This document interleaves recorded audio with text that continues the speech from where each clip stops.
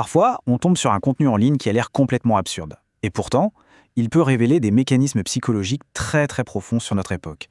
On va décortiquer aujourd'hui un phénomène fascinant, celui où la loyauté à un groupe devient si forte que la réalité elle-même, elle n'a plus vraiment d'importance. Et pour comprendre, tout part d'une vidéo qui, à première vue, n'est qu'une simple moquerie. Blocus, Blocus, laisse passer les bateaux, je t'en supplie.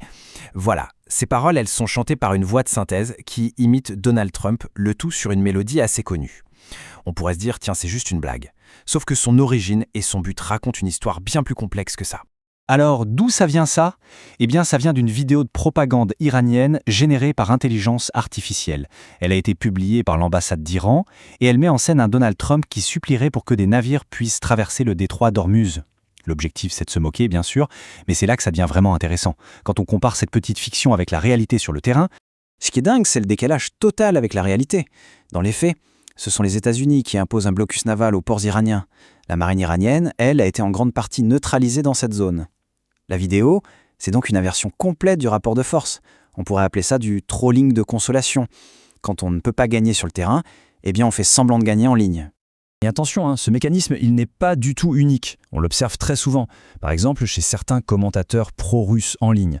Dès que les faits militaires contredisent leurs récits, que ce soit les difficultés de l'armée russe ou l'ingéniosité ukrainienne, l'analyse factuelle est tout de suite abandonnée. À la place, on a des attaques personnelles contre ceux qui rapportent ces faits. C'est un schéma de comportement qui se répète. Mais cette déformation des faits, elle peut aller encore beaucoup plus loin. Qu'est-ce qui se passe quand il ne s'agit plus seulement de tordre à la réalité, mais de la renverser complètement, et de le faire en seulement quelques jours ? Ici, on a un exemple parfait de ce qu'on pourrait appeler le girouettisme idéologique. Dans certains cercles dissidents, Donald Trump était vu comme un héros, un antisystème. Mais à l'instant même où il a ordonné des frappes contre l'Iran, l'ennemi juré d'Israël, il est passé en quelques jours à peine du statut d'icône à celui de traître, de larbin de Netanyahou. Un retournement de veste spectaculaire. Alors la question, elle est simple. Comment un changement d'opinion si radical est-il possible ? Et aussi rapidement ? Qu'est-ce qui peut bien motiver une telle volte-face où ce qu'on adorait hier devient ce qu'on déteste aujourd'hui ? La réponse, elle se trouve dans deux concepts qui sont vraiment clés.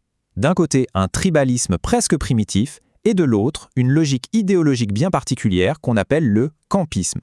Le campisme, en gros, c'est une grille de lecture ultra simpliste du monde. Il n'y a pas de place pour la nuance. C'est simple. Il y a deux camps qui s'opposent. D'un côté, le camp du mal, et de l'autre, le camp du bien. Et ce qui définit l'appartenance à un camp, ce ne sont pas des valeurs universelles. Non, c'est simplement l'opposition à l'ennemi qu'on a désigné.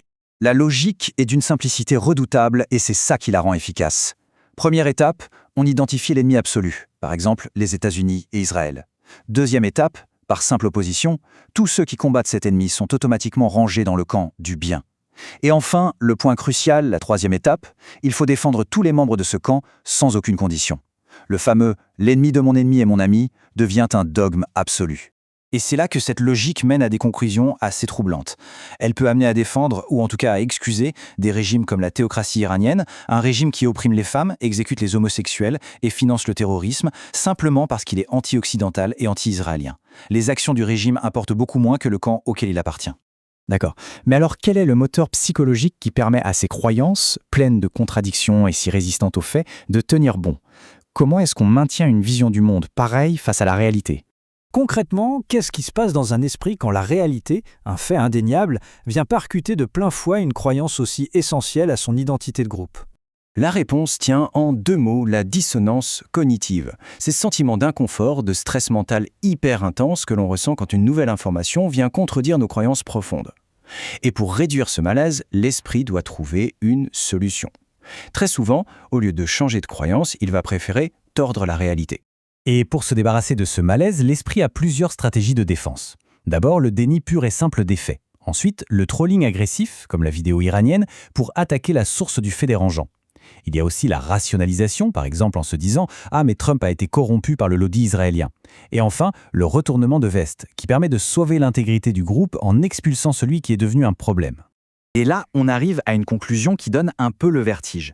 Dans cette configuration mentale, les faits changent complètement de nature. Ce ne sont plus des éléments objectifs pour essayer de comprendre le monde, non. Ils deviennent des agressions contre l'identité et la cohésion du groupe. Une menace qu'il faut neutraliser, à tout prix.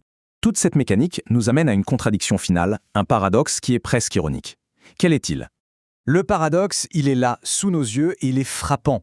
D'un côté, on a des groupes qui passent leur temps à dénoncer ce qu'ils voient comme l'autoritarisme des démocraties occidentales, et de l'autre, dans le même temps, ils soutiennent ou minimisent les actions de régimes qui sont objectivement bien plus répressifs. Au final, ce qu'on observe, c'est ni plus ni moins que le triomphe total du campisme idéologique sur la cohérence intellectuelle. L'important, ce n'est pas ce qui est juste ou vrai. L'important, c'est de savoir qui est dans notre camp et qui est dans le camp d'en face. Tout ça nous laisse avec une question fondamentale pour notre époque.